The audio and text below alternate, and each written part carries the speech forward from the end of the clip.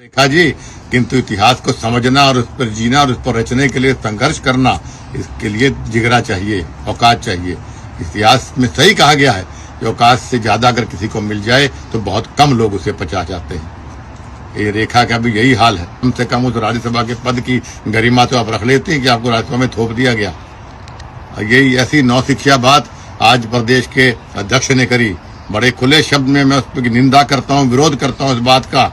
एक ऐसा व्यक्ति, इसी खुद की चलो कोई औकात नहीं, लेकिन आप प्रदेश के अध्यक्ष के रूप में बैठे हो, इसलिए बीजेपी ने आपको चाहे थोपा या बनाया है। चौधरी भजन लाल जी सम्मानित व्यक्ति को के आगे जी या चौधरी लगाना उसे समझा नहीं आपने। कैथल में आप जाके बोलते हो कि ये उनके उस लुगाई का व्यक्तिगत बीजेपी का कोई लेना नहीं है। यहाँ आप कहते हो कोई भजन लाल जी के बारे में बोला ही नहीं, और कोई जी नहीं, चौधरी नहीं। ये आपकी औकात है, ये आपकी हैसियत है, आपको भूलना नहीं चाहिए। आज आपकी सरकार पर बनी तो कुलदीप बिश्नोई की वजह सरकार सत्ता पर आप पहुंचे थे। 3 बार सरकार आपकी बनी, 3 में से 2 बार सरकार बनाने में कुलदीप बिश्नोई का योगदान है। बीजेपी को जानता कौन था पहले?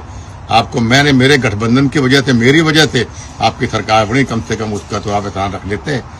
और इस बार भी 7.5% वोट हरियाणा प्रदेश में जो मेरा व्यक्तिगत वोट है चौधरी भजन लाल जी का, वो पूरा का पूरा वोट मैंने आपके ट्रांसफर कराया। मेरा वोट साइलेंट है, वरना तीसरी बार सरकार बन जाती। और चौथी बार सरकार ऐसे घमंड में नहीं बनेगी आपकी। आपको बड़े नेताओं को, संघर्षशील लोगों को, जनता के काम को, जनता को साथ लेके चलना पड़ेगा। इस प्रकार बड़े नेताओं की अगर आप बेइज्जती करेंगे तो जनता की बात को भूलती नहीं, ना हम भूलने देंगे। मैं आपको स्पष्ट शब्दों में कहना चाहता हूं कि मुझे मजबूर मत करिए आप लोग कि मैं कोई ऐसा कदम उठाऊं कि आपको दोबारा अर्थ से फर्श पर लेकर आ जाऊं।